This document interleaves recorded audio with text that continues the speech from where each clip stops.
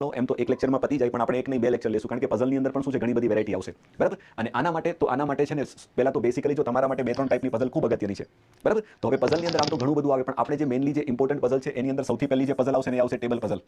એટલે table puzzle એટલે શું ખબર? એવી પઝલ કે જેને સોલ્વ કરવા માટે આપણે ટેબલનો ઉપયોગ કરીશું જનરલી, એને આપણે ટેબલ પઝલ કહીશું. એની જોડે જોડે તમારે જો જરૂર પડશે તો આગળ જતા હું તમને છે ને બોક્સ પઝલ પણ શીખવાડી દઈશ.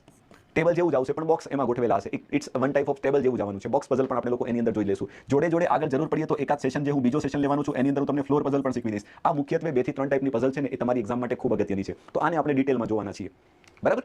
ચલો તો સ્ટાર્ટ કરીએ છીએ ફાઇનલી. હવે હું વધારે સમય લેતો નથી. આઈ હોપ ઓલ બચ્ચા પાર્ટી રેડી છે. તો સ્ટાર્ટ કરીએ આજના સેશનની સૌથી પહેલી પઝલ. હવે બીજી વસ્તુ, મેં તમને જો સિટિંગ અરેન્જમેન્ટ એટલું ડિટેલમાં શીખવ્યું છે ને, તો હવે પઝલને ભણાવવા માટે મારી પાસે જો ઇન્ટ્રોડક્શન જેવું કંઈ છે નથી. આમાં કંઈ ઇન્ટ્રોડક્શન જેવું આવે નહીં, બરાબર. પહેલો જ પ્રશ્ન તમને કદાચ થોડો હેવી દેખાશે, પણ કાંઈ ડરવાની જરૂર નથી. ખૂબ આરામથી સમજશું, સોલ્વ કરશું. જો પહેલી વસ્તુ તો હું તમને એટલું કહીશ કે જ્યારે પણ પઝલ અને સિટિંગ અરેન્જમેન્ટના પ્રશ્ન આવશે ને, તો સૌથી પહેલું કામ તો તમારે કેવું ખબર? તમારે મેન્ટલી પ્રિપેર રહેવું પડશે. તમારો પહેલા તો એક અભિગમ હોવો જોઈએ, તમારી પાસે એક એટીટ્યુડ હશે ને કે હું સોલ્વ કરીશ, મને આવડે છે તો જ આવડશે. બાકી આને જોઈને જો તમને ડર લાગતો હોય ને, તો જીવનમાં તમને ક્યારેય પઝલ અને સિટિંગ અરેન્જમેન્ટના પ્રશ્ન તમે સોલ્વ નહીં કરી શકો. હે ને? એટલે પહેલા તો શું કહેવાય? પેલું કહેવાય ને, ઊભા રહેવાની ભાવના હોવી જોઈએ. ભલે ને ગમે તેટલો લેન્ધી પ્રશ્ન હોય, એનાથી શું ફરક પડે? આરામથી સોલ્વ કરીશું. એ આપણે જોશું, તમને ઓટોમેટિક આવડશે, બરાબર. એટલે પહેલા તો તમારે મેન્ટલી પ્રિપેર થઈ જવું પડશે કે ના, મને આવડે છે ને હું શીખીશ અને હું શીખી લઈશ. એ ભાવના હશે તો ટોપિક શીખાશે, નહીંતર નહીં આવડે. જે છે ને એકદમ ક્લિયર વાત કરું છું, બરાબર. બાકી આમાં બહુ એટલું બધું મગજ ચલાવવા, એટલી બધી કોઈ લોજિકલ લેવલની પઝલો આપણી એક્ઝામમાં નથી આવતી. બેસિક લેવલની પઝલો આવશે, બરાબર. ચલો તો હવે સ્ટાર્ટ કરીએ છીએ. સૌથી પહેલા તો ક્યાંથી? તો સૌથી પહેલા તમે થોડીક પઝલને વાંચશો ને ત્યાંથી પહેલા તો આઈડિયા આવશે કે મારે કરવાનું શું છે, સમજો. અને હું ખૂબ જ આરામથી તમને ધીરે ધીરે સમજાવવાનો પ્રયત્ન કરું છું. હા, આવડશે જ, ખૂબ સરસ. આવો એટીટ્યુડ જોશે. હવે એમ કહે છે કે A B C D E F અને G એ 7 વ્યક્તિ એ તેમના વ્યવસાયની પ્રેક્ટિસ વિવિધ શહેરમાં કરી રહ્યા છે. જો આપણી પાસે ટોટલ 7 વ્યક્તિઓ એમણે આપ્યા છે, બરાબર. સમજો, ટોટલ આપણી પાસે વી હેવ ટોટલ 7 પીપલ.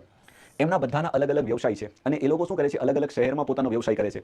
એક ચેન્નઈમાં છે, બેંગ્લોરમાં છે, હૈદરાબાદમાં છે, મુંબઈમાં, અમદાવાદ, જયપુર અને ભુવનેશ્વરમાં. અને તે જ ક્રમમાં હોય તે જરૂરી નથી. એટલે આ જે ક્રમમાં આપ્યા છે ને એ જ ક્રમમાં તે શહેરમાં વ્યવસાય કરતા હશે એવું જરૂરી નથી. ગમે તે ક્રમમાં હોઈ શકે.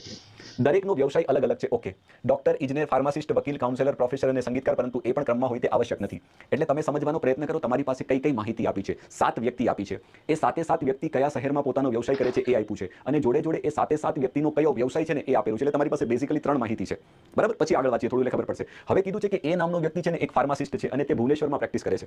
જેટલું આટલું તમે વાંચશો એટલે પહેલા તો તમારા મગજમાં એકદમ ક્લિયર થઈ જવું જોઈએ કે આવા ડેટાને, આને તો સૌથી પહેલા તો તમારે શું કરવું પડે ખબર? આને મારી ભાષામાં કહેવાય અનઓર્ગેનાઇઝ્ડ ડેટા. માહિતી છે ને એ પ્રોપર રીતે ગોઠવાયેલી નથી. તો પહેલા તો આપણે આ માહિતીને એક પ્રોપર રીતે ગોઠવશું. તો એ ગોઠવવા માટે કોનો ઉપયોગ કરશું? કોઈ મને કહેશે તો તમે જોતા ખબર પડી જાય કે સાહેબ આ માહિતીને જો સારી રીતે ગોઠવવી હોય ને તો આપણે શું કરવું પડે? ટેબલનો ઉપયોગ કરવો પડે.